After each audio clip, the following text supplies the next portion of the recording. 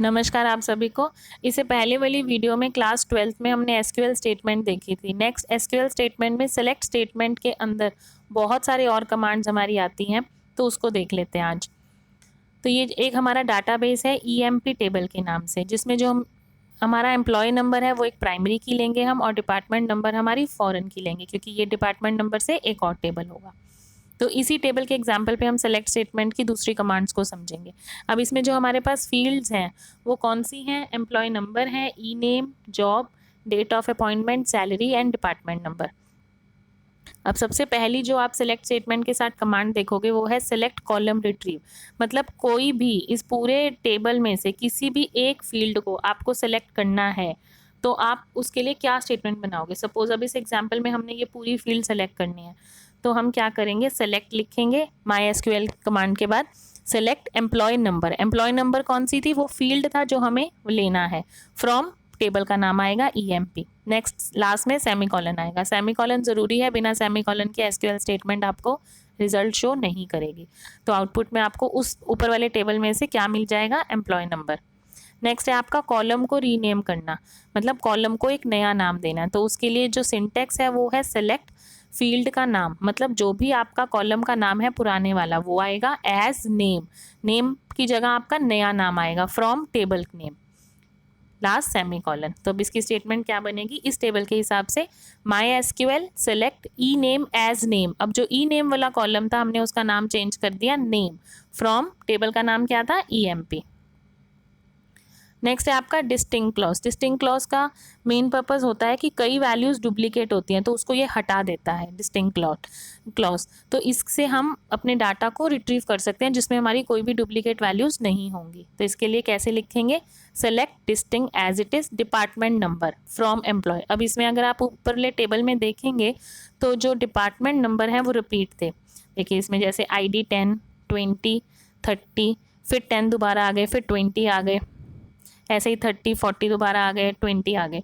तो ये इन सबको जो डुप्लीकेट वैल्यूज़ हैं उनको फिनिश कर देगा। तो अगर डुप्लीकेट वैल्यू हम फिनिश करेंगे तो हमारे पास 4 ही वैल्यूज़ बचेंगी, ID 10, ID 20, ID 30 and ID 40। Last में ID 70 भी था। तो देख लीजिए आप यहाँ पे, ये आपके पास डुप्लीकेट वैल्यूज़ हटकर सिंगल वैल्यूज़ आ गई हैं। नेक्स्ट है आपका वेयर क्लॉज। बहुत इंपॉर्टेंट है ये। वेयर क्लॉज हमारी कंडीशन, शर्त लगाने के लिए होता है। कोई भी आपको बीच में कंडीशन लगानी है कि जी हमें इस चीज़ का डाटा चाहिए, तो सेलेक्ट लिखोगे, डिस्टिंग लिखोगे इसके साथ। अब मुझे सैलरी पे एक कंडीशन लगानी है, तो SAL सैलरी वाली फील्ड का नाम लिखा, फ्रॉम टेबल का नाम आया where, department number equals to 10। मतलब मुझे उस एम्प्लॉय टेबल में से सैलरी की वो कॉलम वैल्यू बताइए जिसमें डिपार्टमेंट का जो नंबर था वो 10 था। तो मेरे पास सैलरी आ जाएंगी 880109759250। ये ऊपर वाले टेबल से ये एग्जाम्पल लिया हुआ है। जब आप एक बार टेबल बना लोगे तो आप अच्छे से रेफर कर पाओगे। तो अब इसमें आउटपुट में हम देख रहे हैं कि विभाग संख्या 10 में काम करने वाले और अलग अलग वेतन वाले कर्मचारियों के सभी रिकॉर्ड रिट्रीव किए गए हैं। अब इसमें कोई भी वैल्यू रिपीट नहीं होगी, क्यों? क्योंकि हमने डिस्टिंग यूज़ किया। अगर हम डिस्टिंग नहीं यूज़ करते तो रिपीटेड वैल्यूज़ भी इसमें शो होती। और इसमें जो वेयर के साथ हमने इक्वल्स टू लगाया, इसके अलावा आप अन्य ऑपरेटर्स भी लगा सकते हो, जैसे greater than, less than, greater than equal to, less than equals to, not equals to, इनका भी आप उपयोग कर सकते हो। इसमें और एग्जाम्पल देख लेते हैं, जैसे सेलेक्ट स्टार। जब हम सेलेक्ट के साथ स्टार यूज करते हैं तो उस टेबल की सारी फील्ड्स चूज होती हैं। तो from employ where salary is greater than 5000 and department number equals to 30। And का जो यहाँ पे यूज है उसमें क्या होगा कि दोनों स्टेटमेंट ट्रू होनी चाहिए, मतलब सैलरी भी 5000 से ज्यादा होनी चाहिए और जो डिपार्टमेंट नंबर है वो सिर्फ 30 का ही आप देखोगे। तो इन दोनों स्टेटमेंट को जब ये ट्रू होंगी वही वैल्यूज आपकी आएंगी। नेक्स्ट एग्जाम्पल देख लीजिए, सेलेक्ट ई नेम। अब स्टार नहीं लगाया मैंने, तो अलग अलग फील्ड्स को कैसे सेलेक्ट करोगे? Select E name comma department number, दो फील्ड्स मैंने सेलेक्ट कर ली। किस में से? टेबल नेम है employ, where salary is greater than equals to, मतलब या तो 8000 से ज़्यादा हो या 8000 के बराबर हो, and salary is less than equals to 11000, मतलब या तो 11000 से कम हो या 11000 के बराबर हो। एंड से मतलब क्या होगा कि दोनों स्टेटमेंट ट्रू होंगी तो वही वैल्यू स्टोर होगी। ये नहीं कि 8000 है तो वो आ गई, 11000 है तो वो, दोनों स्टेटमेंट सक्सेस होनी चाहिए। इसीलिए एंड ऑपरेटर का यूज होता है, ये भी एक तरह का ऑपरेटर है। नेक्स्ट है आपका मेंबरशिप ऑपरेटर इन ऑपरेटर का जो यूज़ होता है वो तुलना मानों के सेट से करता है। यदि मान उस सेट से संबंधित है तो उसको वैल्यू रिटर्न कर देगा। एग्जाम्पल देखो, my SQL select star from employ. Star का मतलब इससे पहले भी बताया था, मतलब सारी फील्ड सेलेक्ट होंगी। अगर आप किसी फील्ड का नाम लिखोगे तो सिर्फ स्पेसिफिकली वही कॉलम सेलेक्ट होगा, नहीं तो सारी होंगी। मैं यहाँ पे फील्ड और कॉलम साइमल्टेनियसली यूज़ कर रही हूँ, दोनों का मतलब सेम है एसक्यूएल में। वेयर डिपार्टमेंट नंबर इन, अब यहाँ पे आप ग्रुप वैल्यूज दे सकते हो 10, 20, 40, अब तीनों में चेक करेगा। तो इनका ये होता है कि तुलना ज़्यादा तरीके से करता है। एक्सप्लेनेशन देखो, डिपार्टमेंट आईडी 10, डिपार्टमेंट आईडी 20 और डिपार्टमेंट आईडी 40 के सभी कर्मचारियों के विवरण को सिलेक्ट किया जाता है। नेक्स्ट है आपका order by clause. Order by का मतलब होता है किसी भी तरह के क्रम में डाटा को लगाना। अब दो ही तरह के क्रम होते हैं, या तो आरोही होता है या अवरोही होता है, असेंडिंग होता है या डिसेंडिंग होता है। असेंडिंग में हम छोटे से बड़े की तरफ जाते हैं और डिसेंडिंग में हम बड़े से छोटे की तरफ आते हैं। तो इसकी व्यवस्था आप कर सकते हो, जैसे सैलरी है या डिपार्टमेंट नंबर है तो आप इसमें ऑर्डर बाय लगा सकते हो। कैसे लगेगा, select star from EMP, table का नाम, ऑर्डर बाय जिस भी आपको फील्ड या कॉलम पे लगाना है, तो सैलरी फिर सेमीकोलन।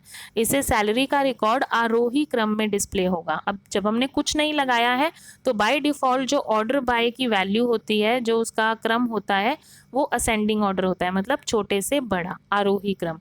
और अगर हम इसमें स्पेसिफिकली मेंशन कर देंगे DESC लास्ट में जैसे दिया हुआ है, select star from employ order by salary DESC, तो इससे क्या होगा, अवरोही क्रम आ जाएगा। असेंडिंग के लिए आपको मेंशन करने की कोई ज़रूरत नहीं है, वो बाय डिफ़ॉल्ट वैल्यू है। और अगर आपको डिसेंडिंग या अवरोही करना है तो आपको DESC शॉर्टकट है इसका, ये आपको लिखना पड़ेगा। नेक्स्ट है आपका हैविंग क्लॉज। हैविंग क्लॉज भी वेयर की तरह ही काम करता है, बस जो वेयर है वो सिंगल स्टेटमेंट पे काम करता है या एंड लगा के हम दो स्टेटमेंट क्रिएट कर सकते हैं, वेयर एज जो हैविंग क्लॉज है वो पूरा एक ग्रुप बनाकर फिर कंडीशंस को अप्लाई करता है।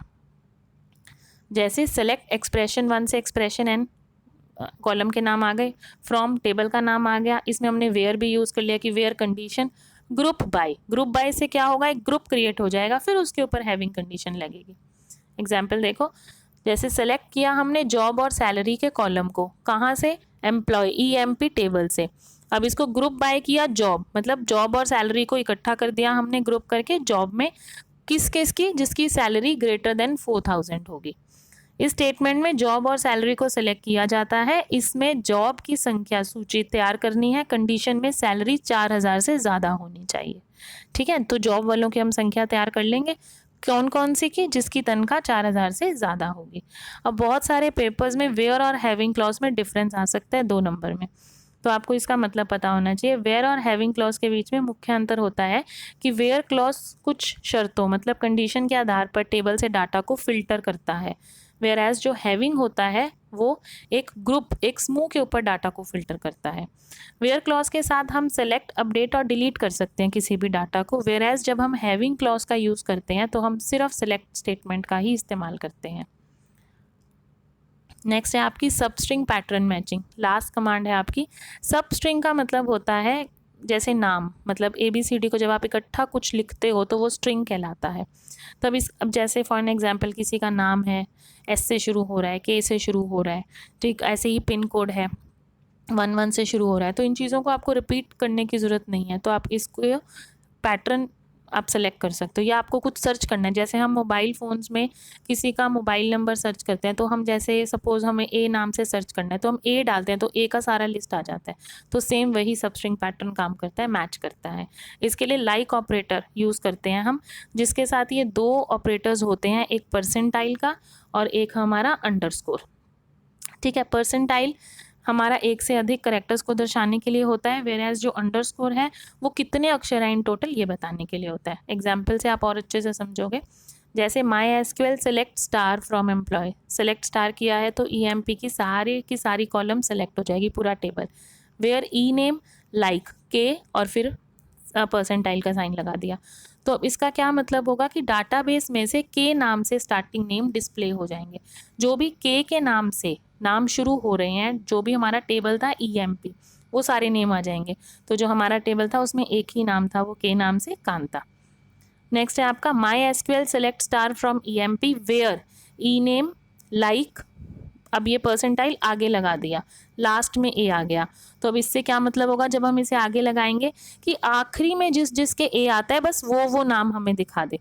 तो अब अगर हम अपने डाटाबेस का एग्जाम्पल लें तो हमारे पास एग्जाम्पल था पूजा, सुलोचना, कांता, कल्पना, उर्मिला, ये सभी नाम में आखिरी में ए आ रहा है। नेक्स्ट है आपका my SQL select star from employ where E name, like, underscore, Meeta. मतलब कि अंडरस्कोर के बदले एक अक्षर है और उसके अलावा आखिरी में MITA ही होगा। तो मतलब टोटल 5 अक्षरों का ही ये शब्द है जो हम ढूंढ रहे हैं टेबल EMP से। इसमें सभी कर्मचारी के विवरण को सिलेक्ट किया जाएगा जिनके नाम में बिल्कुल 5 अक्षर हैं, जो शुरू होता है, जैसे कि हमारा एग्जाम्पल, हमारे टेबल में ऐसा कुछ नहीं था तो अलग से एक एग्जाम्पल ले लिया, जैसे समिता, SMITA, टोटल 5 का ही है, अंडरस्कोर के बदले S आ गया, बाकी सब एकदम सेम है।